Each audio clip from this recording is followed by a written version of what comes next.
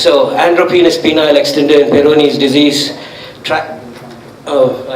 Because I was the chair in the previous session, I left everything there and came running here, so my point is here.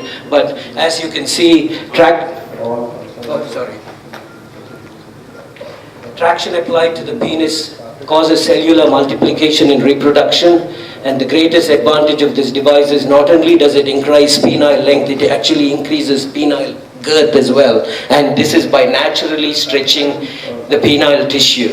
And I mean, technically the plastic surgeons and the orthopedic surgeons have been doing the same thing to create more skin, to do grafting or to help remodel bones. And one of the most vascular tissues in the human body is the penis, and I couldn't understand why nobody thought of this before me.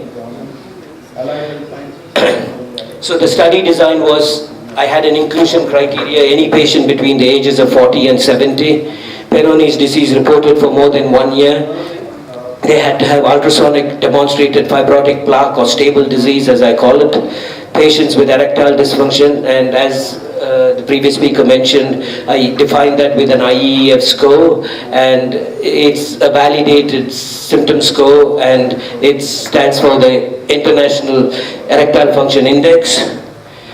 Exclusion criteria obviously were people with severe cardiovascular disease. I used the Princeton criteria and their recommendations, the same thing that we use when we're dealing with patients who need PDE5 inhibitors.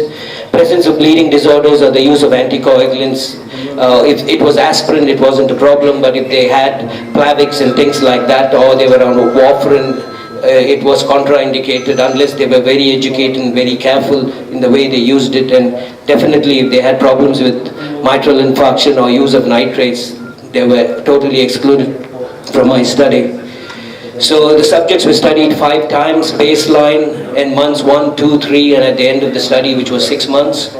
At first visit, I assessed their sexual and medical history, physical exam, baseline blood pressure and heart rate, a penile Doppler ultrasound to actually know what the penile blood flow was. I took a photograph of the erect penis. Because I was doing it, I could standardize it, but in follow-up, I found that patients took the photographs in various positions, and it was impossible for me to figure out what the hell the angle was. So I came up with this idea. I just told them to put a piece of white paper next to the penis and then do an outline. And it was one of the most simple things they could ever do, and I could exactly get the angle.